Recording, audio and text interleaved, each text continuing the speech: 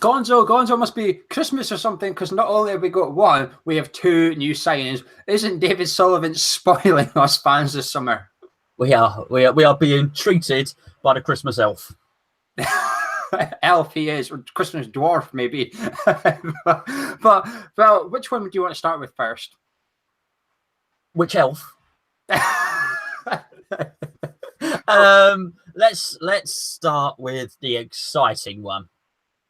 Okay. So yeah, not the goalkeeper. Yeah, I'm about to say not an elf either, because he's now the exciting one is the tallest player in the squad now. People are tuning in saying they're talking about excitable elves. Something like that. Is a Diop? Is a not an elf? Record signing. This is where it gets funny, actually. Record signing for 22 million. However, if Marko Anavic stays at West Ham and is a success, and we have to pay Stoke City all the add-ons, Anavic becomes our record signing again. So we started record signing for now, but we're expected to beat that record signing again this summer. But for now, he's a record signing. Centre back, 21 years old, fans under 21's captain. Has been watched by Barcelona, Zidane. I think he would have went for Barcelona if they didn't have a transfer embargo. So that's sort of helped us. We've got in ahead, and even though we've never heard of him, you don't have to have heard of him to know that this is a bit of a coup for West Ham. Yeah, well, this ticks all the boxes. This is exactly the type of player we should be going for. So he played in a poor Toulouse team, but he's apparently he's captained France at every level recently. Just at I think it's not just the under-21s, but the under-23s as well. And he captained Toulouse at the age of 20. Now, we've spoken about young captains, even quite recently on this show. I think I even gave the example of Will Carling in the rugby. It was when we were talking about Declan Rice. And the reason we spoke about that is because of a lack of leaders just generally in the game. So to get somebody who is highly regarded, has been scouted by loads of the other clubs, who has a lot of the attributes which we're looking for, and is only going to get better. Obviously, I don't want to sell him now. We've just signed him, but somebody that will improve. It's great news, because we can't afford to go out and buy Van Dijk at 75 million. But so we have to get them a little bit earlier. I said this about for our Mark. Was Mark falling off the wall? He's fallen off my wall. He must be getting worried about the competition. Of course he is. Of course he is.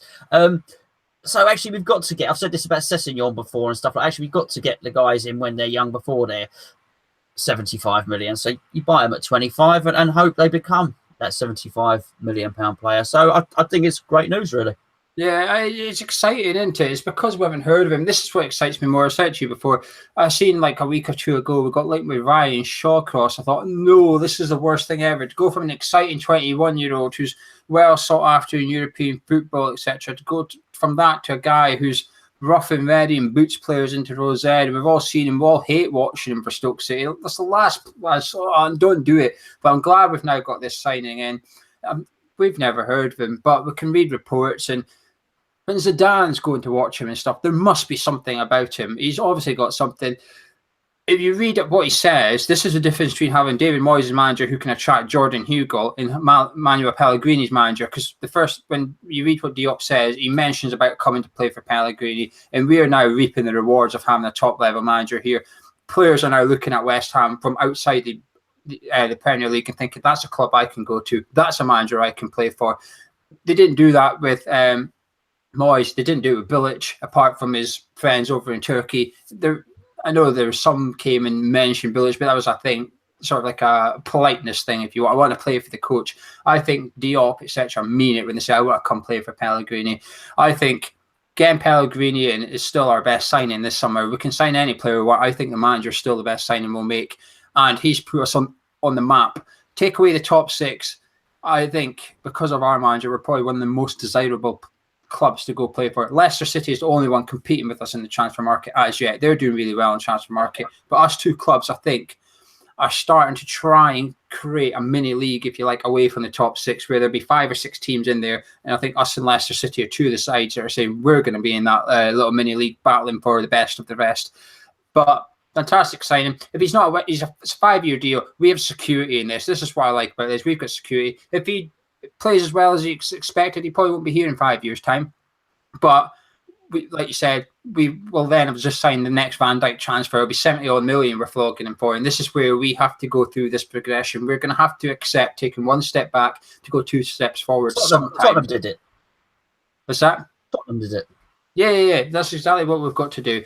So, and if he does go for 75 million, it means there's been a massive success here. But the challenge now is on Sullivan and the director of football that in 3 years' time, we are at a level where Diop's happy. And he says, you know what, this is the level I'm playing at. I'm happy playing at this level. We are pushing for Europe, if you like. There's something happening at West Ham. I'm going to stay here and be part of it.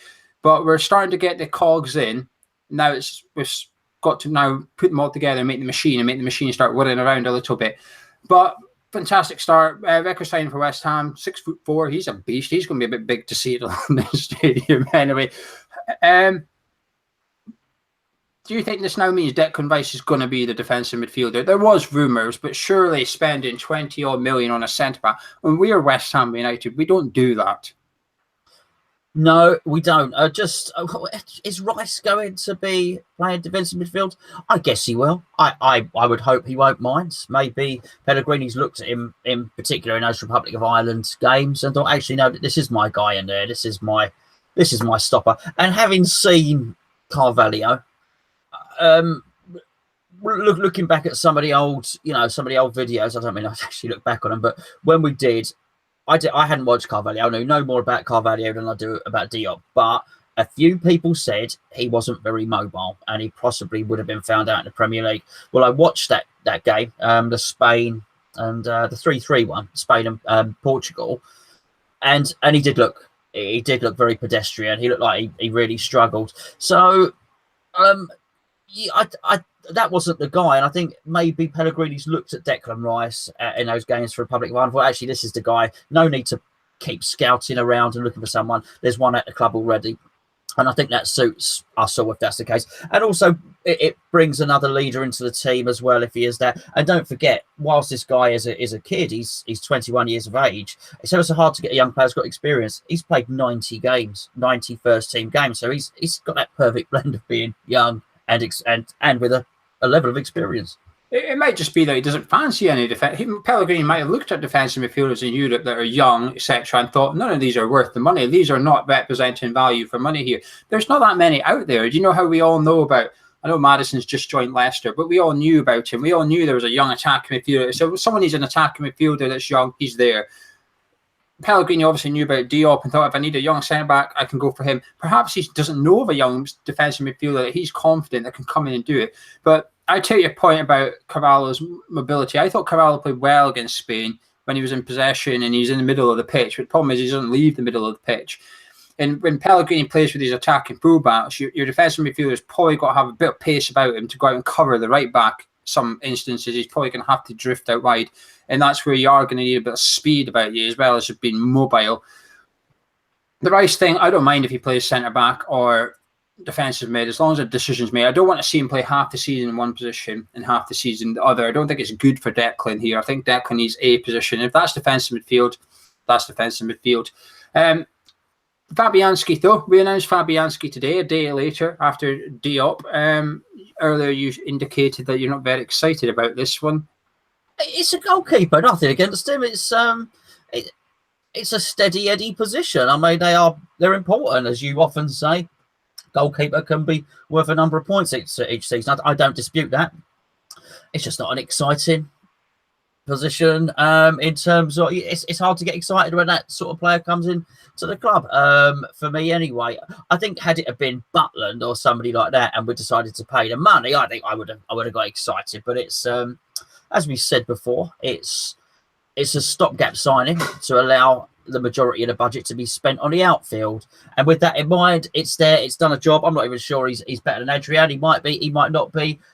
Great. We needed to sign a keeper. So, brilliant. And I welcome him. I'm not poo-pooing it. It's just wasn't the exciting one of the two transfers. That's all. He's a solid, safe signing. We know fine what we're getting. We know fine he'll be good, but we know fine he's not going to be here in 5 years' time. It's a 3-year contract. It's a very short-term deal in terms of the big project, if there is such a thing. Unlike Diop, I think that's why we're not overly excited about Fabianski, because Tuesday we sign a young player whose potential's the sky, if you like, 20 odd million. Everyone's thinking, oh, this guy could be massive for West Ham. Then the next day we announce a 33-year-old keeper, and everyone's like, well, he'll do for the next year or two. But then we revisit this position then. I'm splitting this into two. I think the player, fantastic. He's a good keeper. He's a solid keeper. 7 million is what it is. But then the signing itself, I'm removing the fact it's Fabianski here. Signing, he's 33 years of age. He's 7 million. It's quite pricey for a 33-year-old. Czech was only £3 million more when he went to Arsenal, and he was 33 at the time, I think. So it's not one that's going to get me. I don't know. I'm not going to be sitting here. Do you know when we do before the season, we sit and do our review of the summer, if you like, and our predictions for the following season. We'll say, what do you think the signing of the season will be? Fabianski's probably not going to come into it. I think he'll be like a safe hands, but it is what it is. But the main thing is the position's sorted now. We've now got two keepers who can compete with one another for that number one, sure. Our centre-backs are now sorted. Our right-back is now sorted. Defensive midfield could be sorted. It depends on what Pellegrini wants. That means surely now all we've got to do is focus on one area of the pitch, which is the attacking midfield. The pressure's off now, but the pressure's back on again. We'll talk about that deal in a minute, but Fabianski's still at the World Cup. Have you been watching any of it?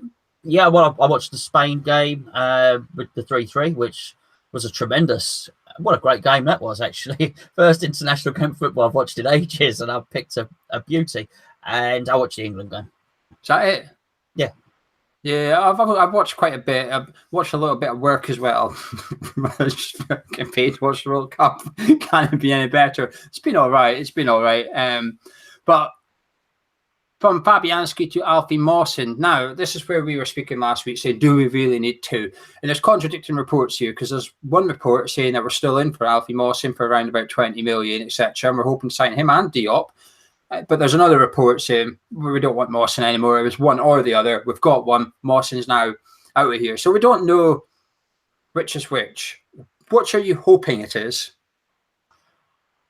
I'm hoping it's not. And I had your words ringing in my ears when I saw that the interest had called on Mawson.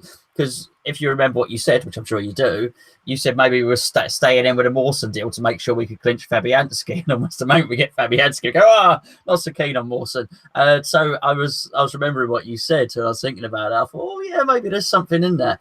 I don't mind. I just think if it's to be believed we have a £75 million transfer budget, then I don't want to see another large chunk of that spent on a centre back. I'm glad we got the keeper sorted. I'm glad we got right back sorted, and I'm glad we got centre back, keeper, right back. Glad they're all sorted. We conceded lots of goals last season. We conceded lots of goals under Bilic, and we conceded lots of goals under David Moyes. Clearly, defence was a problem area for us. However, all throughout the season, if you watch any of our shows, I have whinged and moaned about the midfield. If I only had to make one signing, it would have been a midfielder, because I felt that was the area that needed addressing. So would I want to see another chunk going towards another central defender? No. Midfield needs sorting out. It's just not working. Noble and Kiate in particular, even Obiang and Noble didn't work. Something needs to be done in the centre of midfield. So I want to see that addressed, be it wide midfield, be it attacking, whatever. I want the budget spent on that now. So I don't care if we don't sign another centre back. Yeah, I don't think we should be going for Mawson. We don't have enough money. We can't have enough money in the bank. This isn't a criticism of the owners. I'm not saying they're not spending the money. I just don't think the money is there to spend. We're West Ham. We don't have an unlimited fund here. We need to be wise. We've already spent 30 million now. Looking at the previous transfer windows, we don't spend much more than this. Now, they're obviously going to break records because of those previous transfer windows. They've obviously got the kitty built up for it.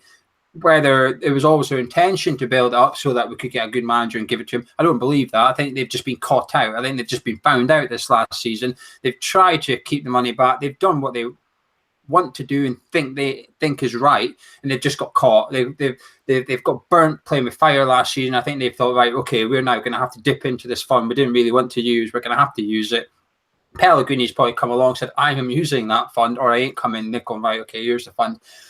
I still don't think there's enough money in that fund to justify spending over 40 million on two centre backs when we've still got Ogbonna at the club. I mean, why this is what I said to you last week. We can't have a £20 million centre back on the bench. We just can't have it. We can't afford that. We don't have that luxury. Our right back was free for a reason. That's because we need a bargain here and there, because we don't have, we're not a top six. Even top six clubs can't afford to have £20 million players on the bench these days. They've got to have their first 14, 15 players, or the expensive ones. Then they fill it up with the cheaper freebies as well. They're still going after bargains. Alfie Mawson is not head and shoulders. I'm not even sure he would make the first 11. We cannot spend 20 million on someone to sit on the bench. Doesn't make sense at all. We've still got Winston Reid as well. Now, I know a lot of people think he's heading out the door, and it would make sense why. But he's not a bad defender. He's just got an injury problem. If he gets over that injury problem, which is unlikely, he's still... 12 months ago, he was our best centre-back. He was our best centre-back a year ago. He's not turned crap. He's just got injuries.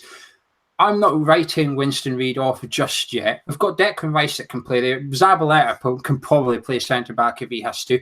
We've still got Burke. Now, if Burke goes, fine, we'll replace him. But we've still got him. He's still part as well. Kiati can still play centre-back. We're covered in that position. We've got enough players. We're only in 3 competitions next season. There's no European football. There's nothing like that. We're fine. Creswell could probably play centre-back now. Even in a flat back, but he could probably fill in there temporarily because he's had experience playing centre-back. Alfie Mawson, no. Bin it off, keep the money, and let's go for and bulk out hopefully a centre midfielder. If he doesn't want one, but certainly attacking midfielder. We have no creativity as right now. We've got 2 or 3 players that can do bits and pieces. There's no one consistent or good enough, in my opinion. And I still think I'm right, by the way. I'm still sure we've stayed in for this Mawson deal to get Fabianski over the line. As soon as I was over the line, don't need him anymore. Sorry, we've had you here. But we could never pull out, because as soon as we pulled out, Swansea would have got the hump and said, well, you're not getting our keeper either then. But speaking about midfield, it's been going on for about a month now, this one, isn't it? Anderson from Lazio. On and on. Every day there's a new story, and it's different from the day before. Then the next day is different. People are getting excited because his brother follows the West Ham account. And bloody hell, yeah. I have never known a transfer to happen because a player's brother follows the social media club on Instagram. This is what transfer window is, though. You take any scrap, any glimmer of hope, you'll take it. You'll keep it. You want that, but Lazio have got us over a barrel here a little bit. They keep moving the goalposts by the sound of it. But this is what happens when you're David Sullivan and your first offer is £17 million. You're going to piss them off. They're not going to negotiate friendly with you. When you go after their player and get their player to want to leave, and then you go to the club are not going to be nice and say, oh, yeah, you've convinced the player already. Let's do this. Who will give you a bar? It's not happening. We've pissed Lazio off in this deal, and I've got no doubt about it. And they are stringing us along as long as possible. They're trying to... David Sullivan's a cow right now, and Lazio are milking it.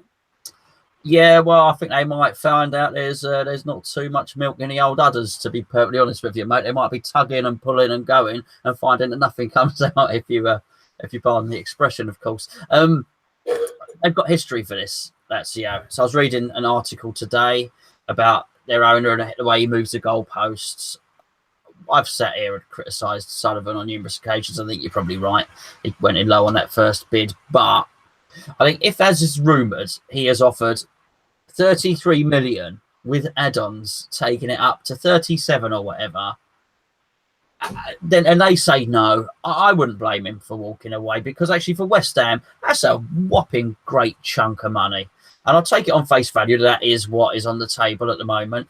Unfortunately, the club, well, not unfortunately, it depends which way you look at it. Some might say, fortunately, the club are being quiet. They've stopped a lot of the drip. So a lot of our news is actually coming from the other end. We found out from Toulouse that we were in for Diop, and we're finding out from Lazio, and we find out from Italian journalists what's going on there. So, which is good. It's good they've tightened ship a little bit. But if it's true that we've offered in excess of 30 million, plus the add-ons to take it up, then I think fair enough. I think he's done his bit. I don't think he can do much more. He certainly shouldn't allow himself to be haggled up to 45 million or whatever, because the guy's probably not worth it. What happens if Pellegrini? What happens if that's Pellegrini's number one target, though? Well, I would imagine Pellegrini's probably attributed some funds towards it. I imagine he's sat down with his director of football and said, for instance, Diop, right, we can spend 25 million on him, maximum 7 on a goalkeeper. I'd imagine they've allocated a certain amount to the attacking midfielder. And if what happens is Sullivan turns around to Pellegrini, says, look, if you really want this guy, you can have him, but he's going to cost 10 million than what we originally thought, which means there's 10 million less elsewhere. I think Pellegrini might make the decision himself. I don't know. If Pellegrini really wants him and says, no, that's it, that's what I want, then Sullivan has to deliver him. But I wouldn't be surprised if Pellegrini himself says, you know what, there are other options for that. I need to get 2 players out of that money, not 1. Are you surprised we're bidding this high? I mean, Diop's 22 million. That's our transfer record fee. This guy's nearly double that. Yeah, I'm gobsmacked. I said I believe it when I see it. And I guess, listen, we've not signed him yet. It could all be hearsay, but I sort of do believe it's going to happen. Whether it's him or whether it's not him, I do believe we're going to spend upwards of 60 million this transfer window. And I think, fair enough. I am surprised we're bidding that high, but I also agree with what you said totally. I do think he's been shocked into it. I think he's been forced into it. I think the congregation under the director's box at the Burnley game has scared the hell out of him. There's no doubt about it. And I think he rightly had to take all of that on the chin and he had to move forward. And perhaps he has just done that. And perhaps that's why we're bidding. And you know what? If we are doing, as you suggested, trying to compete with Leicester, who, as you say, have made an excellent signing, Pereira at right back, Maddison at attacking midfield. If we're trying to compete with them to be the best of the rest, so to speak, then great. Rumour has it that we beat Everton to the signature of Diop. So that's great. If we are dealing in that company, then great. Not before time. Should have happened 2 years ago, but I'm not going to be complaining about it. And I'm certainly surprised, but pleasantly surprised that we're bidding upwards of 30 million for players. This deal's hard for me because I don't know the guy. I don't know the player. So it's hard for me to sort of sit here thinking, oh, I hope we really go buy him. There's a part of me that won't be that disappointed if we don't sign him purely because I don't know who he is. It's difficult.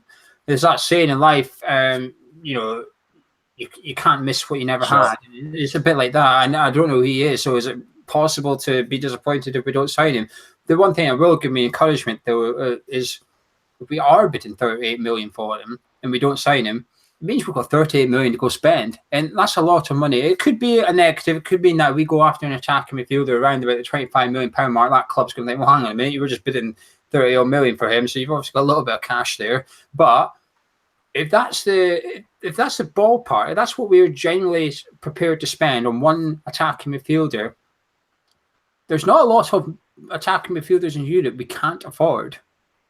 The ones we can't afford will be considered to be elite, if you like. The ones below that is sort of the next best thing, which is the best players at the best clubs that's not in the Champions League.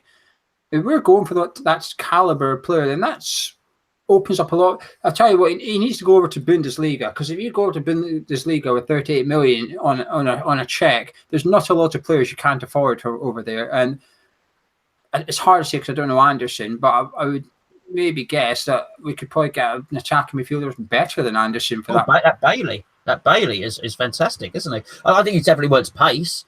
That's part of it with Anderson. He's looked at the squad, decided on the centre-back side, on the keeper side, on the right-back. But I think he's also highlighted that we need some more pace in wide areas, so maybe that's why he's pressing so hard for him. Maybe just really, really fancies him. But hopefully we enjoy the journey. We'll either get him, or if not, as you say, we'll get someone comparable and buy someone else decent. Do you worry that that's the last of the transfer kitty, though? Because if you spend this 35 million on Anderson, that's 65 million we've just spent. Now, granted, if we sell Snodgrass and Hugo, we'll raise a bit more cash, but let's just say nobody leaves in theory. Would you think that's our transfer kitty used up? I would imagine there's a little bit more, and it would have to be quite clever with loans or frees. But there's a very good free transfer out there at the moment, which would sort out a lot of our ills, and particularly if it doesn't take up any of our transfer budget. In terms of, like you said about Snodgrass and Hugo, I think that's a very, very real possibility. A lot of people are banking on people wanting these players and buy them, and what I think I could certainly, the one that I can see, as somebody mentioned, Warnock at Cardiff might be interested in Snodgrass, and I can see that makes sense. I can see that appeal to all parties. I can't see a mad rush for people to come and get Hugo. Hugo will go out. Nobody's going to come in and give us, say we signed him for 9 million. No one's going to come and give us 5 million for Hugo. He'll go out on loan. I think Again, I would be surprised if Byram goes out on loan with a view to a future transfer. I don't think we're going to be selling. Even Reed, I don't think we get much for him. The same with Carroll, who's going to want to take on his wages. I just don't think there's going to be this huge influx of money from players that we sell coming in. So we're going to have to be crafty. And you're right. So to answer your question, if we did sell that, would there be much left?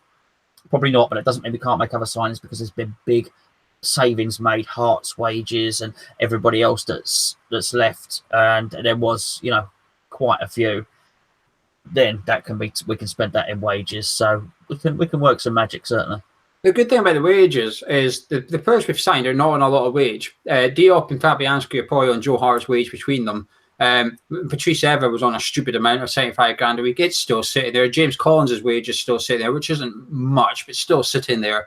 So if the wage budget wise, we're probably well under what we were spending last season. Even when you bring in Anderson and say you gave him 100 grand a week, we're probably still in profit, if you like.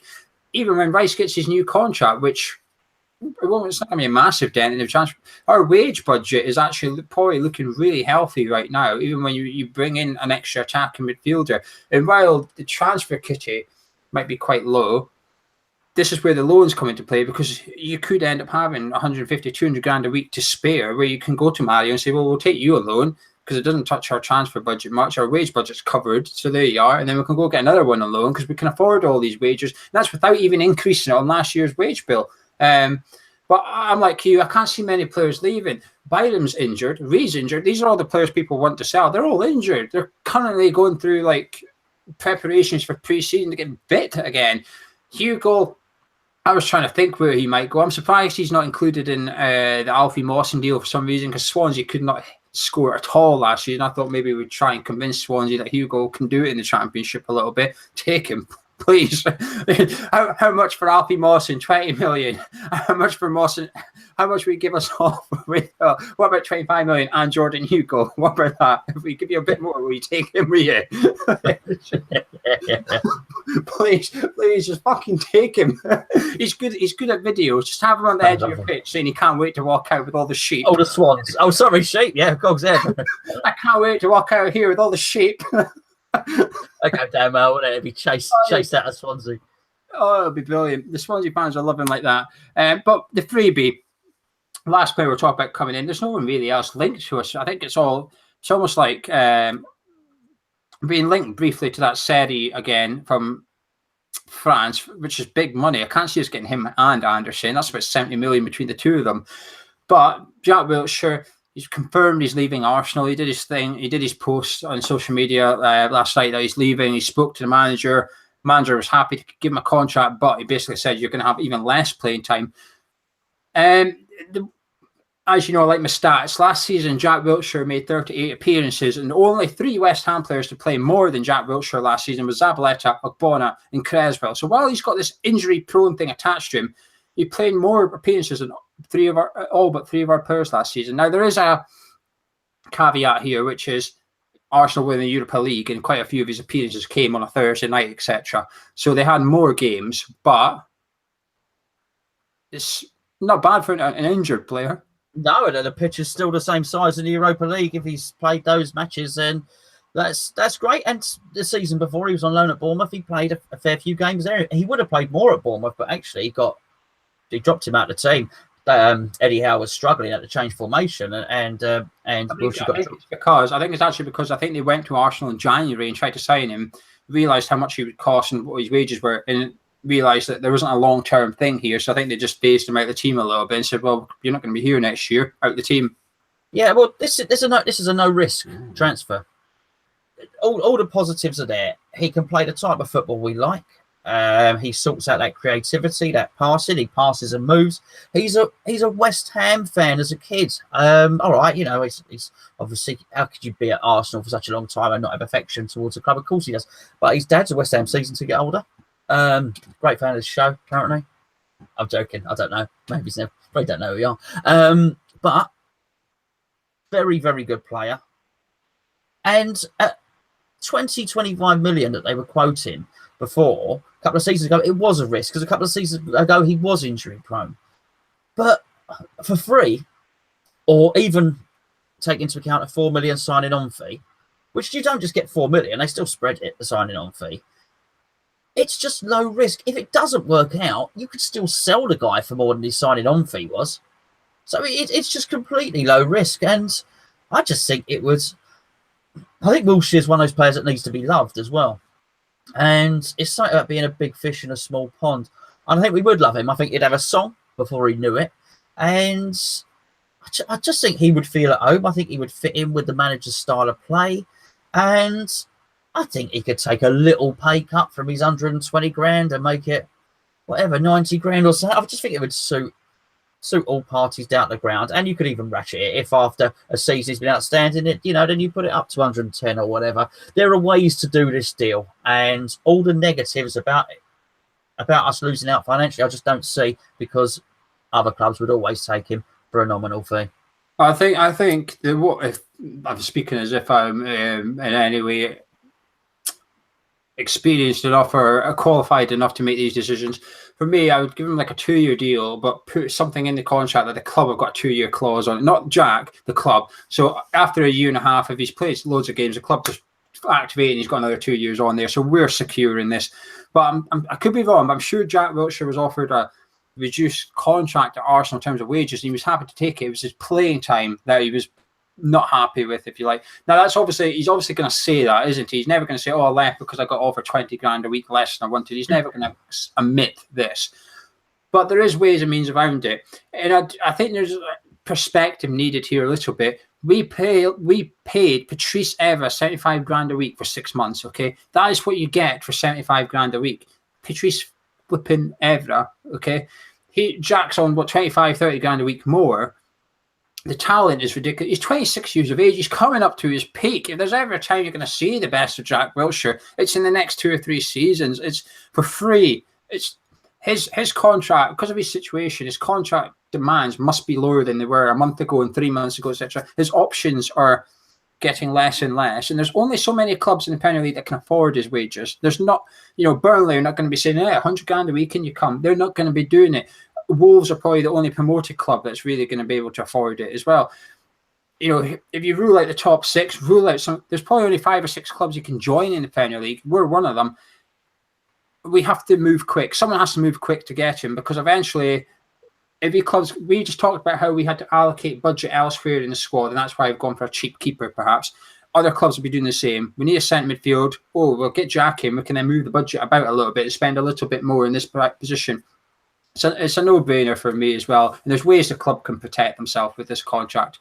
But one player's linked with Jack's actually linked with Crystal Palace. Crystal Palace is apparently the club that are favourites to sign Jack Wilshere. I think, Turkey actually, Fenerbahce are favourites to sign him. Crystal Palace are second favourites alongside West Ham. But speaking of Crystal Palace, they're still linked to Michail Antonio. He's getting fit. He's supposed to be fit for pre-season and on target for Anfield. But would you be cashing in on him? This has been a debate on social media, and when we've done the transfer shows, I've asked the guests about it, and it's had a mixed response. Some would sell him, some wouldn't, and some are a bit on the fence, depending on the fee, etc. Yeah, I don't just remember Michail Antonio from last season. I just remember him from the powerhouse that he's been since he's been with us. We signed him, and he couldn't get into the team initially. It was when we were at Upton Park, and then Payet and Lanzini both got injured, I think, in the game against Everton, quite possibly. And after that, he got his chance. And he came in, he was brilliant. He was really, really good. We realised that we'd unearthed a gem.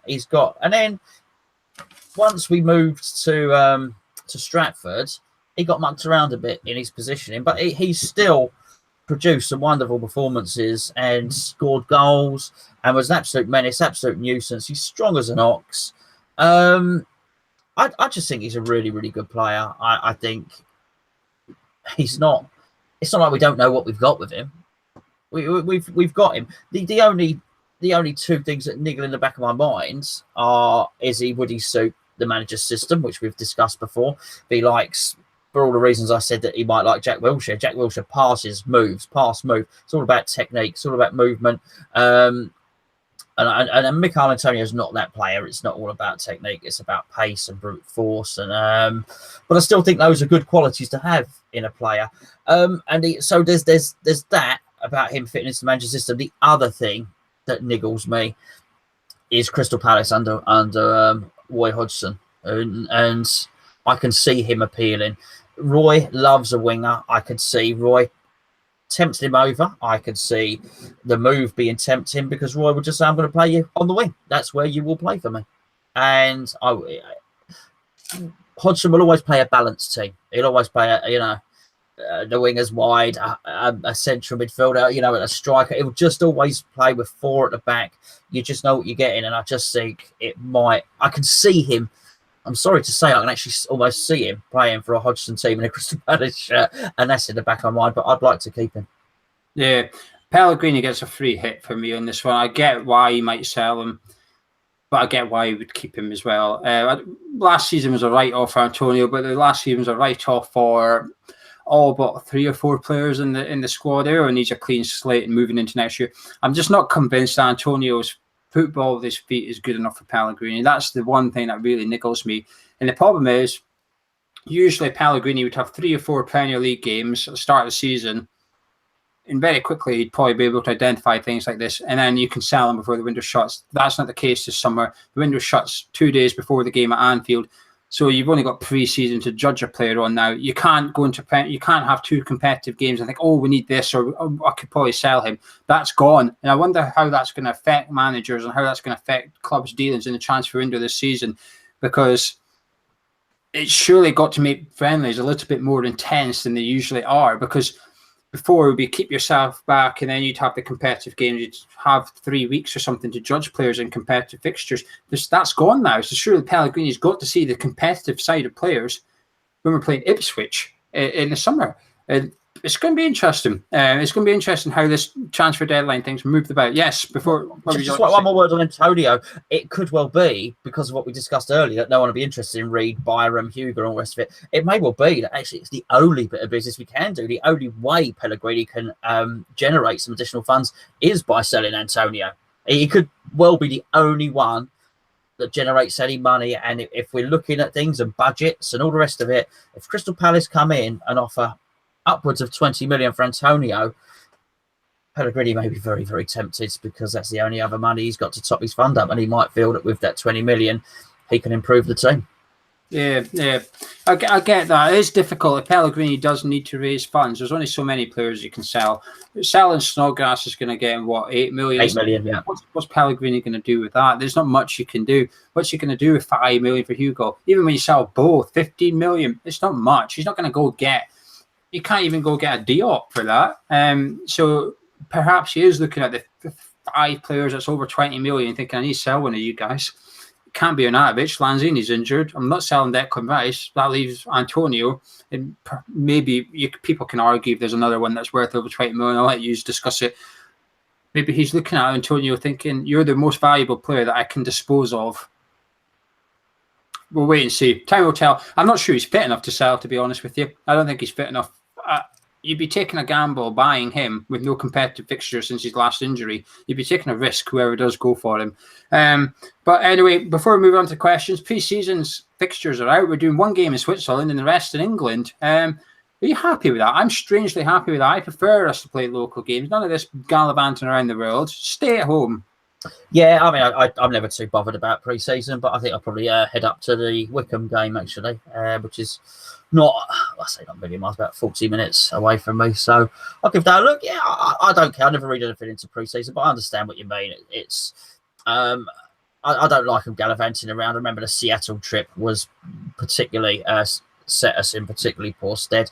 Having said that, I also do remember we've got a number of Antipodean, we're Hammers fans, on hammerschat.com on the forum, and I remember when they went over to Christchurch and whatnot, they were all really happy to get a chance to see West Ham and see the players. So I understand how the overseas fans will want to see them as well. So I don't mind, but it's nice to have a couple of home ones, certainly. Right, question time. If you're on YouTube, you can start putting them into the live chat, and I will start writing them down as I am doing just right this second. But we'll go into social media first. On the Twitter ones, @hammers_chat. If you're not following us, do that. Gonzo, what's your Twitter, just in case people want to find you on Twitter? @Gonzo Big Nose. I think the Gonzo's in capital letters. I think the Big Nose is in small letters. I think. So the big is in small letters. Crazy, isn't it? At Gonzo Big Nose. There can't be too many. And what is yours, Mr. Redhammer? Well, you just gave it away. At Redhammer8. Someone already had Redhammer and they hadn't tweeted for about 2 years. I wish I could message them saying, can you delete your Twitter so I can have your one, please? We can troll them. But they're not active. They won't even see it. They just ignore it. So I had to add the 8. So at Redhammer8. Do you realise that what? Gonzo is a pornographic category? You what? It's a pornographic category called Gonzo. A friend of mine was on. Listen, firstly, we do the relationship questions at the end, and secondly, I think you're going to need the relationship. No. A friend of mine was on a pornographic internet website. He was telling me all about it, and it's a category called Gonzo. Fortunately, he didn't click to see what it was, but I mean, if your friend did click it, was it like animations? Is it cartoons? I don't know. I didn't. My friend didn't click it at all. So I'm sure it was. I'm sure it was something pretty damn good though. If it was named Gonzo, I'm sure, no doubt. What a muppet. Anyway, moving on to the Twitter questions. At Hammers Fans National Insurance Number says, if the season started tomorrow, who would you start in goal? Adrian. Would you? Yeah. Why? I know all about him. Well, but you know about Fabianski as well, though. He's been playing it. Fabianski's not unknown. He's been in the Premier League. He was at Arsenal. I went to Swansea about 10 years ago or something. Yeah, well, I like Adrian. He gets the crowd going as well. I like him.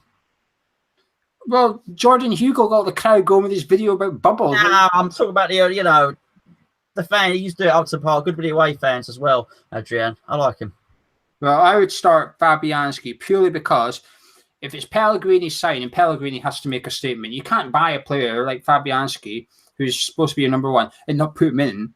You've got to, because you send a message out a little bit. And if Adrian was untouchable, i.e. there's some players in our squad that can, like Alfie Mawson. If you sign Alfie Mawson, you can't take Ogbonna's place. Ogbonna's done nothing wrong. You can't take Declan Rice's place unless he moves into midfield. So he would sit on the bench. Adrian's shirt is well up for grabs this summer. There's a few shirts in that first 11 up for grabs. And the keeper is one of them. So when you buy a keeper, I think you've got to give them that shirt, and it's theirs to lose because Adrian lost it, in my opinion anyway. But at Darren Bow 1987 says, with us possibly playing 4-2-3-1 next season, signing Mawson and Diop possibly, who would your two players in front of the defence be out of our current squad? Great show, lads. Until he watches this one and sees we're discussing Gonzo porn. Thank you, Darren. I think currently I would probably go with Noble and Rice in there.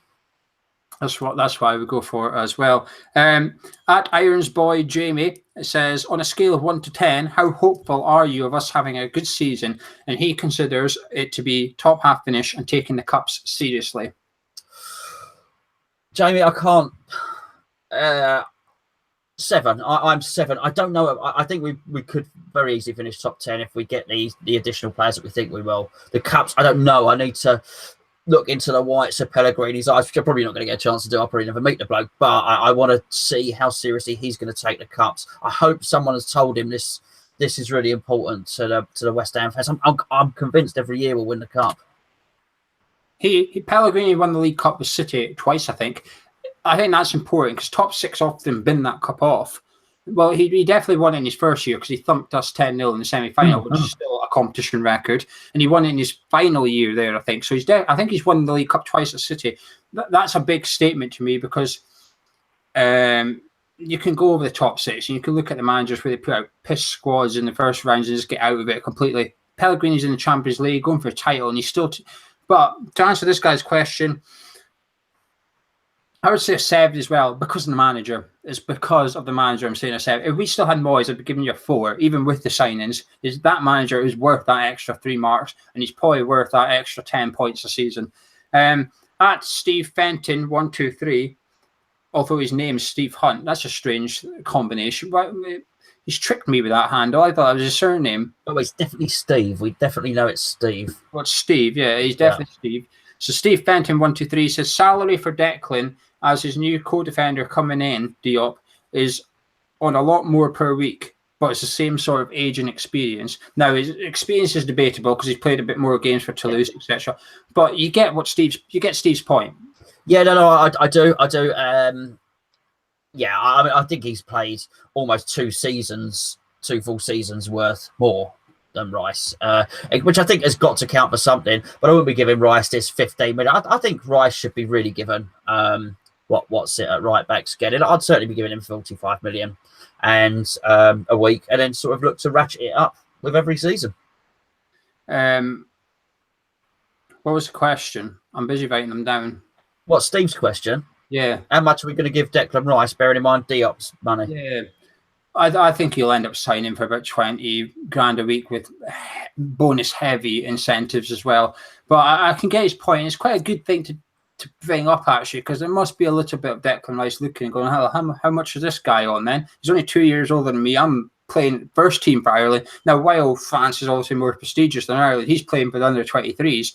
I'm in the first team squad here now. So internationally, I probably got one up on him. I've played 30 games for West Ham next season. Now, while this guy's played 90 games for Toulouse, he's 2 years older than Declan Rice. Declan Rice will have played 100 by the time he's 21, I think. I think he would have had that extra 70 games for West Ham. So Declan's probably thinking, well, hang on, this is the going rate. I'm having a bit of that going rate, please. Do you know what? Funny, I am not sure Declan will think like that. I think Declan is quite a grounded lad. I think he knows he's worth more, and I think he probably knows he'll get it. I'm quite confident about the Declan Rice situation. I just think he's a very, very wise head on young shoulders, you know. I'm not worried at all, but I don't think he's a mug either. I don't think no, anything at the end of the day. So he's got to look after himself. He's got to get paid what he thinks is due, and he's perfectly right to. Listen, every other footballer in the world is doing it. It's not like he's been disloyal. He's not saying he wants to leave. He just says he wants to be paid what he's worth. That's it. But I'm quite calm about it. To be fair, I think all West Ham fans are quite calm about this Declan Rice situation. No one's panicking like we were with the Reece Oxford thing a couple of years ago. Everyone was a bit, is he going to stay? Is he going to save him? Was tweeting him, going, sign the contract, blah, blah, blah. There's none of that now. So everyone's quite chilled. At C_O_Y_I_. If we were to play with one striker in a 4-2-3-1, do you think Hernandez is the sort of forward Pellegrini would need? And just to go further with that, there's a lot of people in the live chat now saying, do you think Hernandez will stay? Who, you haven't seen it, but when Mexico played Germany, he was really good. He played up front on his own, and he was good. We have a striker who is world class. There's no doubt about it. Not at every facet of his game, but sticking the ball in the back of the net, he is as good as anyone. We've got to do everything in our power to keep him. I'm sure if anyone can get a team playing to his strengths, Pellegrini will be able to. We spent ages searching for Hernandez. We abused him perhaps that's a poor choice of words. We used him unwisely last season, and I just hope he sticks around and gives us as a club another chance. I think he could be brilliant for us next season. I really, really do. Because I tell you what, we could put out a team next season of Arnautovic and just behind Hernandez with one other exciting signing that Pellegrini might make. And I do think that other managers might look at that team sheet and look, oh my goodness, we've got to stop this ball going in the box because they're just going to score. It's imperative we keep him. You've got to do, it's basically you want people to look at us and think what we think about Leicester. You look at Leicester, you think that's the best attack outside the top six. Mahrez and Vardy in one, or they're Albrighting or Gray, whoever they play. That too, Mahrez and Vardy is the best pair outside the top six. We want to become that team. We want teams to look at West Ham and think, wow, Hernandez and Arnautovic is the best pair. The thing is, Pellegrini's, now I'm not saying that Hernandez is as good as Aguero, and their traits are completely different in terms of strength. Aguero's a little striker. He's little, he's mobile, he's a world-class finisher. They've got some similar traits about it. I don't think Hernandez will start every week. I wouldn't necessarily want to see, when we've got backs against the wall a little bit, you wouldn't necessarily play him. You would go with Arnautovic. But certainly when you're at home to teams you're expecting to beat, I can't think of any other striker I'd rather have on the pitch. I wouldn't go as far as saying he's world-class like you did, but I get what you're saying. He's got world-class traits. Finishing. He's got world-class finishing. Of his game is world-class. His finishing is world-class. And against Germany, he was very, very good. He showed what he can do in up front on his own against quite a big German team where his side didn't enjoy the luxury of possession, but they were efficient. He was effective as well. Moving on to the questions again, at Curtin Hammer Daz said, should we hold back praise on the signings? Remember what happened last summer. We started well, then we fell short. And in his opinion, we need at least 2 big name signings to replace Mario and Lanzini to start the season. And there's been no marquee signings as yet. Yeah, I think we are, Des, actually. I think we are. I think we are saying if we get, I even said it 2 or 3 times in this show, if we spend as we've been predicted to, if we sign Anderson, if we do this, if we do that, I think everybody is realistic and knows it's a good start. I don't think anybody would think that bringing in a right back, a centre back, and a goalkeeper is going to make all the difference in the world. We know we've got to replace Lanzini, but I think at the same token, I think we've got to certainly say it's a good start. And but it's job half done. The job has got to be completed. So now I think praise for what's been done, but admit that there's still more to be done. Yeah, I have to agree there. I think there's a perspective here. It's the 20th of June. There's only one other club done business as good as us so far, and that's Leicester City. I think apart from them, we've done the best business so far. And Daz is right. Last summer, we were in the same situation. Zabaleta, Hart, Hernandez, and Anarovich all came in quick, and we thought, brilliant. All we need is a defensive midfielder. Well, funny enough, because deja vu, because earlier in this show, we were saying, this is fantastic. All we need now is an attacking midfielder. The difference, and you could argue that the Carvalho and Anderson deal has got a little bit of similarities about it. The manager's picked him out as his number 1 target, and Sullivan is just not quite managing to get the deal agreed. There is a difference. There's a director of football in the middle of it now. And I don't think Sullivan's that stupid to do the same thing, 4 times now. I don't think it's just stupid just to do it 4 times in a row. But it is job only half done. And if we don't sign an attacking midfielder, while the fans are positive right now and they're upbeat, and rightly so, it would flip back pretty quickly. Fans are not stupid. I think they're just trying to enjoy the summer a little bit, like me and you are. We've spent a year being angry, a year being pissed off, a year complaining. There's a little bit of us all that just doesn't want to do it anymore. It's fed up of doing it. Let's just enjoy it, because you've got to give credit where it's due, and they deserve credit up till now. But it doesn't mean all is forgiven. Doesn't mean all is forgotten, and that's the most important bit. None of us have forgotten. We're still remembering, and because of that, it wasn't too long ago. 2 weeks ago? We did a show, and I said to you, fans don't trust Sullivan yet.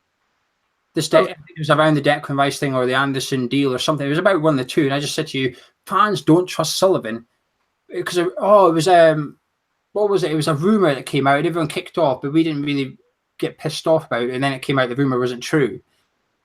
What was that about? Can you remember? No. I can't remember now. But you reap what you sow. He's earned that cynicism. He's earned that, and he deserves it. I said it at the start. He doesn't deserve trust from the fans. The move from Upton Park to Stratford has been a failure. He doesn't deserve trust. He's got to earn it. So I totally understand anyone that is cynical. I'm cynical myself, but you're quite right. I can't maintain the anger.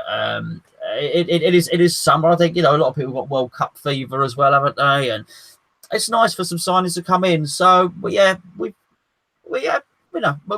think everyone's quite balanced on it, to be fair. The funny thing is, even if we have a good transfer window, some people will say, well, it's not Sullivan, it's because of the director of football.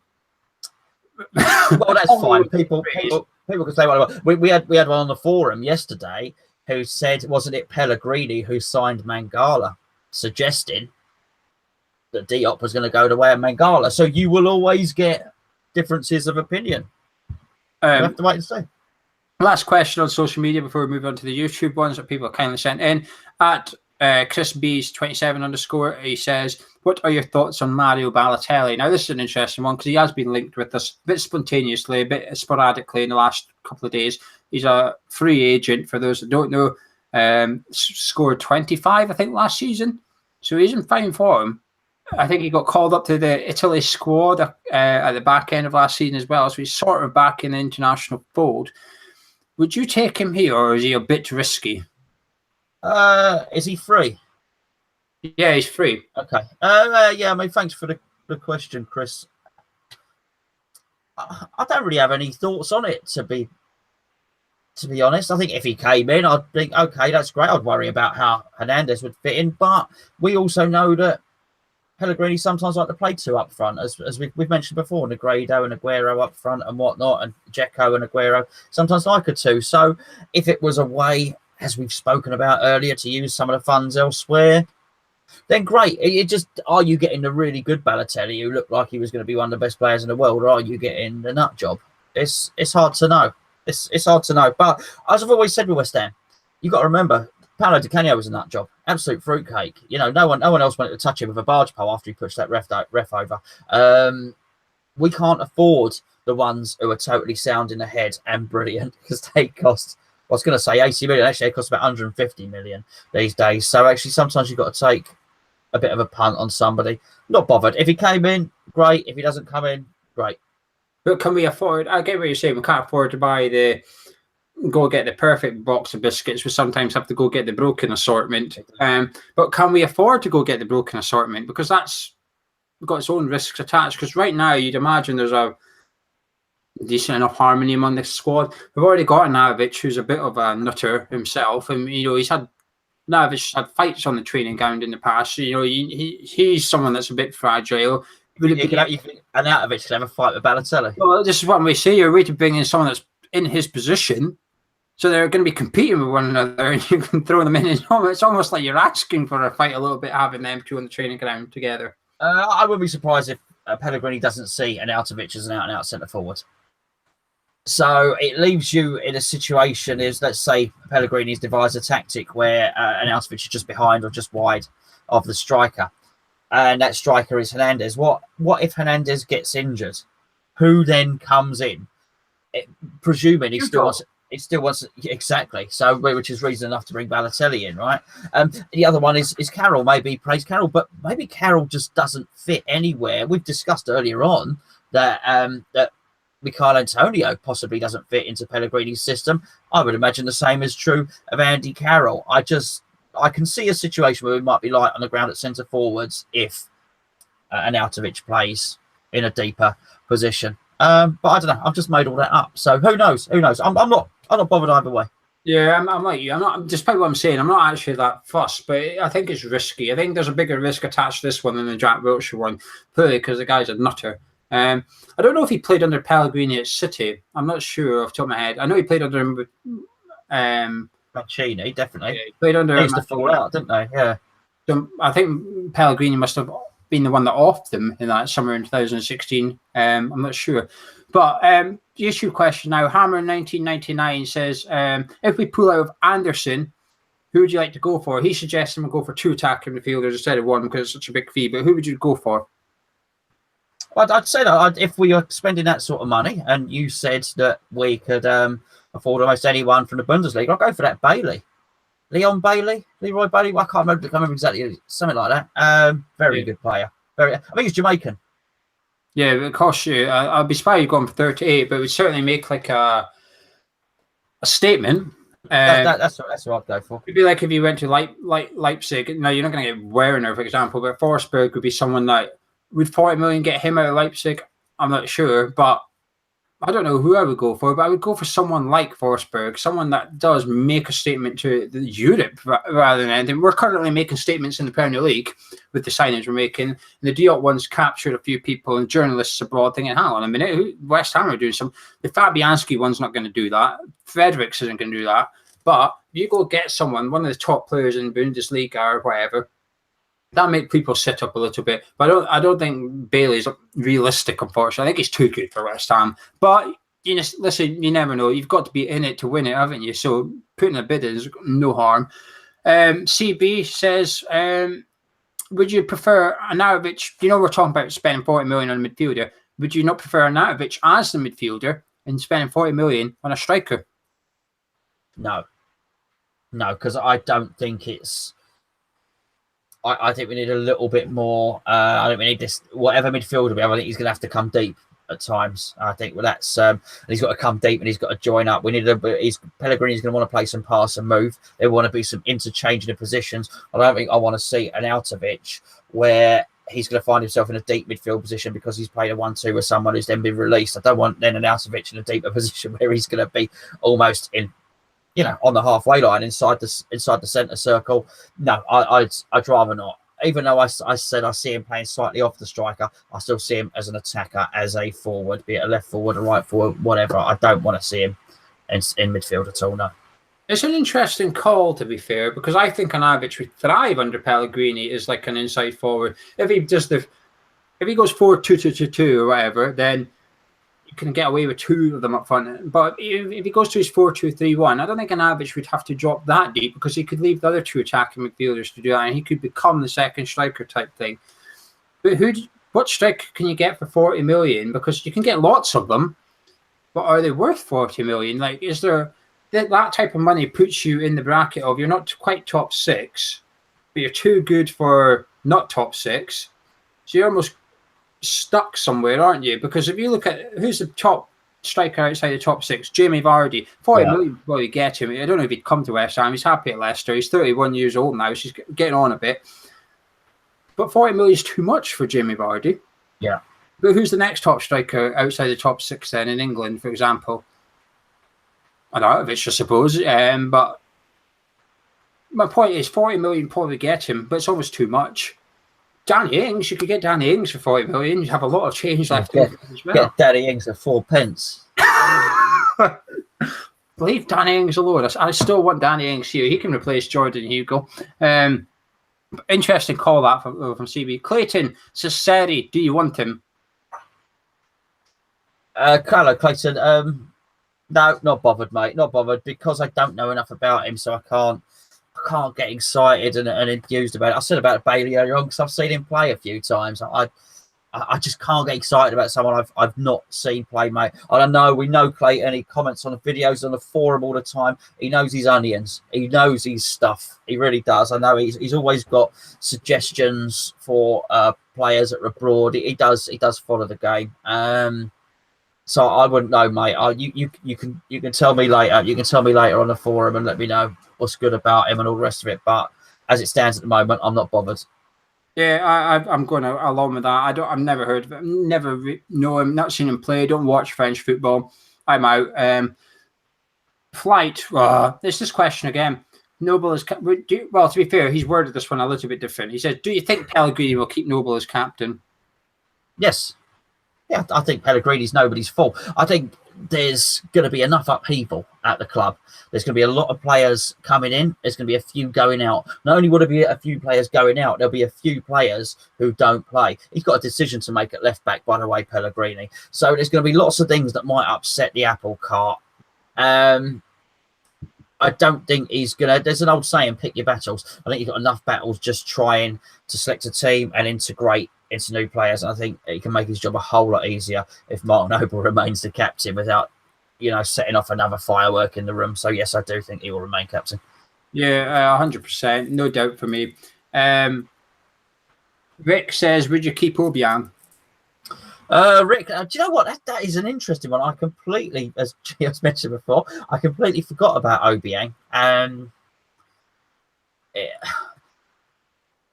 When I mentioned earlier on about players that other teams might be interested in, I forgot about Obiang. I could see a bid coming in from a Serie A club. I could see Sampdoria or somebody coming back in for him. Would I keep him? I think so, because I think we are so limited at midfield.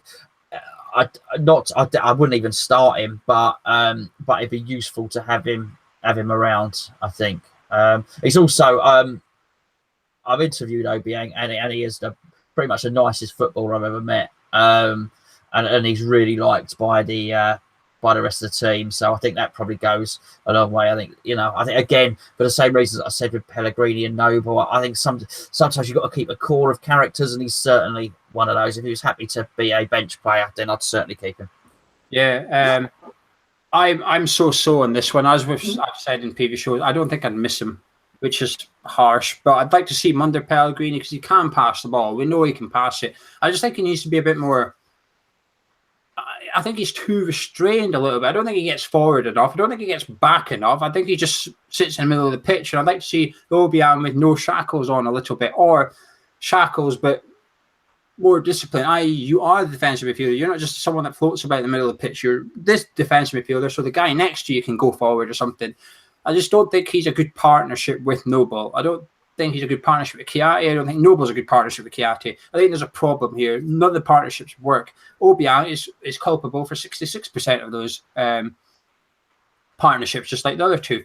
So I wouldn't be. He's linked with Fiorentina, by the way. He is linked with Fiorentina. Okay. Yeah, the last couple of days. So depends how much you get. But like Antonio, for me, Pellegrini gets a free hit here. If he's here, fine. If he's sold, also fine. Free hit Pellegrini.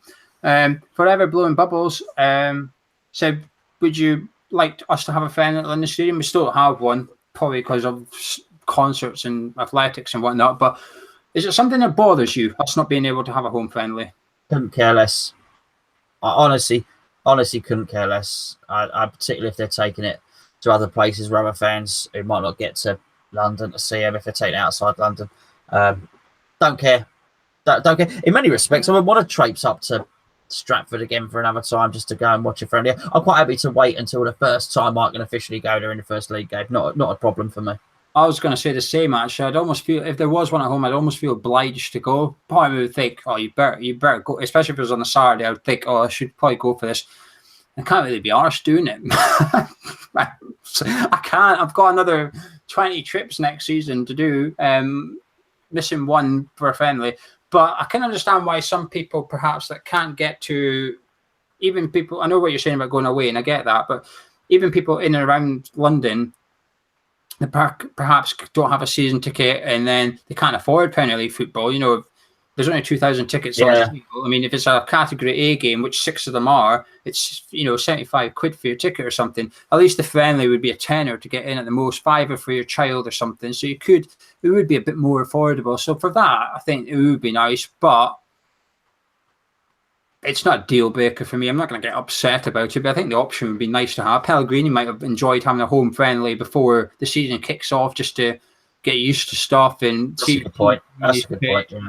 Have the home crowd and stuff like that. It might have been good to get over and done with, but it's been removed. But at least you can go watch the Foo Fighters. To be fair, the Foo Fighters are decent. They're good. They're good. Nothing wrong with the Foo Fighters. They're there this weekend. They had Jay-Z and Beyonce earlier in the week. There's a lot wrong with that. But yeah, Foo Fighters. Nothing wrong with the Foo Fighters.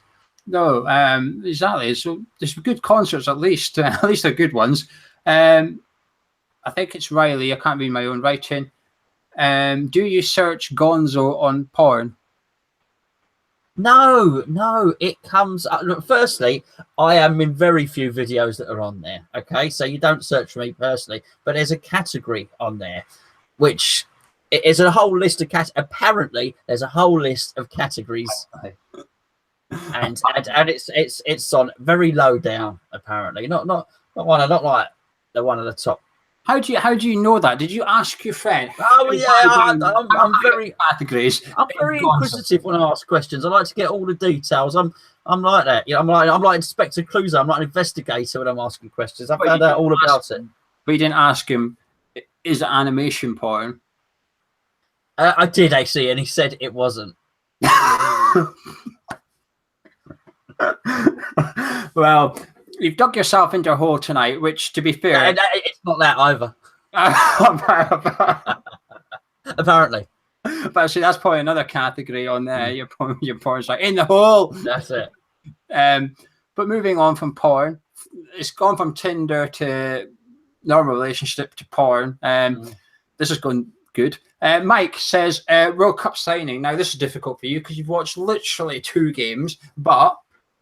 any player caught your eye at the World Cup, and don't say, you're not allowed to say David Silva. I was going to say Isco. That Isco looks all right. You know, I should have seen that coming as well. But is there anyone else you would like to sign off the back of the World Cup? It's difficult for you because I've only seen 2 games. Kieran Trippier, he looks good. I thought you were going to say Ruben Loftus-Cheek. Actually, you've missed out on that. I have. Yes, I have. Yeah. Perhaps I should have said him. Yeah. I tell you what. I wouldn't swap Raheem Sterling for an Arnautovic, I'll tell you that much.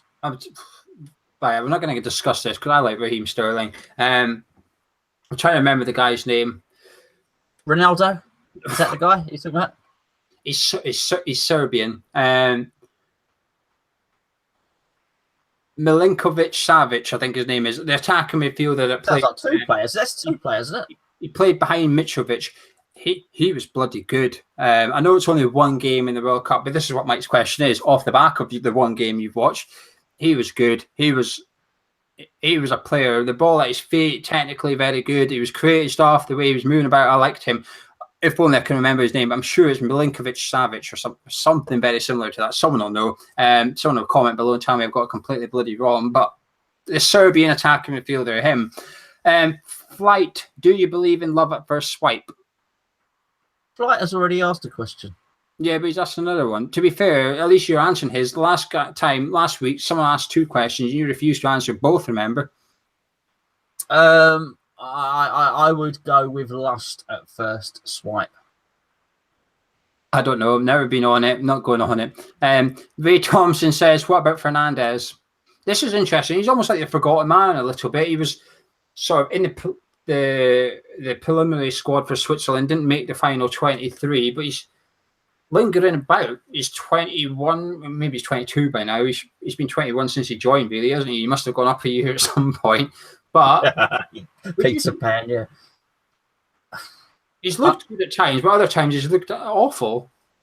Nothing would surprise me, I've got to say. If we sold him, wouldn't surprise me. If the manager looked at him and thought, actually, I can use this guy, and he started playing at some point within his system, that wouldn't surprise me either. We paid 5 million for him, I believe. I think if we were offered 8-9 million for him, I think you'd probably have to take it. I wouldn't sell him. No, I don't think we've seen the best of him. I think there's another 2 or 3 gears he can go up, and it's up to us to unlock it. And last season, I felt, if you remember the reviews we did, it was almost every review he played, I sat here saying I feel so sorry for him because Moyes just gave him about 4 different roles to do in each game. And I just thought he's right midfield, right centre midfield, covering Zabaleta, right back. I thought this guy is probably one of the most inexperienced players we've got on the pitch, but he's doing the job that requires him, the most experienced player. It was unbelievable. I couldn't believe what Fernandez had to do out there. And he'll become a better player for it, and he will learn. But I think he works hard. He's got a bit of pace about him. He's got a bit of pass about him. He can shoot from distance. We've seen that a couple of occasions. Chelsea in the Cup, he banged it in from distance as well. He's got a lot about him. He's 21 or 22. Cullen is the same age as him. There's a big difference between Cullen and Fernandez here in terms of what we've seen and the experience they've both got and stuff. One of them's been playing lower league football. Had a handful of games. Yes, he won Player of the Year at Bradford and stuff, but that's that. Struggled to get into the matchday squad at West Ham, and the other one is a Swiss international. Like, they're the same age. I don't get. Is he playing in the World Cup? No, he didn't make the final cup. Oh. He was in the 27-man squad, but he didn't make it to the final 23. But I would be, unlike Antonio and who's the other player? Obiang. I've seen what they can produce, okay? I don't believe I've seen what Fernandez can produce. I don't believe it whatsoever. I think there's a lot more to come from him. And I'll be disappointed if we sold him and I had to witness it at another football club. It's a bit like the Oxford thing last week. I said, let's not look back with regrets because we sold him on and thought, oh, what a player he could have been if we kept him. I don't want to do that with Fernandez. I think he's worth more. You're right. We'd probably get 8 or 9 million for him. I think he'll be worth more than that after a year with Pellegrini. I do think he's one player that Pellegrini will use as and when he needs to. And he probably will play some games attacking midfield, some games. I think he'll be fine under Pellegrini. I think he'll do all right because he's comfortable with the ball at his feet. And that's the main trait that you need under Pellegrini. He's got it. But, Gonzo, is there anything you would like to add or talk about that we've not discussed?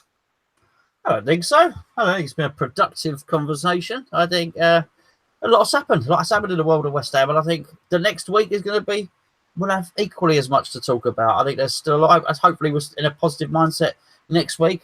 Maybe we've signed another player. But until then, no, I think we've pretty much covered it, mate. Anyway, thank you for joining us in this episode. West Ham have got a new record signing who might not be the record signing of Marko Arnautovic, who was to fulfill his clauses with West Ham, but he might not be the record signing for long anyway, as we'd expect. Is spunk 40 million on someone. And speaking of spunk, Gonzo away to watch Gonzo porn. But if you enjoyed the video, drop a like on it, subscribe if you're new around here, and if you're listening on iTunes, make sure you subscribe to this feed as well. We'll be back shortly at some point, don't know when, next week maybe. But anyway, that's been Gonzo. I've been Geo. Follow us on Twitter, and if you forgot what it is, go back. It's halfway through the show. But if you're listening now, you made it to the end. Congratulations, well done. And